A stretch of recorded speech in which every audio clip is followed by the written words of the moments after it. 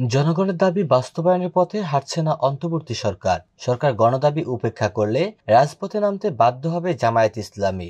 এমন মন্তব্য করেছেন জামায়াত ইসলামীর সেক্রেটারি জেনারেল অধ্যাপক মিয়া গোলাম পরোয়ার। মঙ্গলবার 30 সেপ্টেম্বর দুপুরে মগবাজারে এক সংবাদ সম্মেলনে এই মন্তব্য করেন তিনি। এ সময় তিনি জুলাই সনদের ভিত্তিতে আগামী ফেব্রুয়ারিতে নির্বাচনের আহ্বান জানান। অন্যথায় রাজপথে আন্দোলনের মাধ্যমে দাবি আদায়ের হুঁশিয়ারি দেন তিনি। দলটির প্রতীক ইস্যুতে তিনি বলেন, জামায়াত আমিরের বৈঠকে এক্সপেরিমেন্টালি একটি লোগো প্রদর্শন করা হয়েছে, তবে এটাই চূড়ান্ত নয়। তিনি বলেন, পূর্বের 5 দফা দাবি জনগণের কাছে গ্রহণযোগ্যতা পেয়েছে, তাই এই দাবির সপক্ষে জনগণ রাজপথে থাকবে। 5 দফা দাবিতে নতুন কর্মসূচি ঘোষণা করেন দলটির সেক্রেটারি জেনারেল।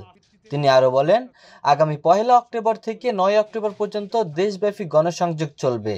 10 অক্টোবর সারা দেশে গণমিছিল ও 12 অক্টোবর জেলা প্রশাসক বরাবর স্মারকলিপি প্রদান করা হবে।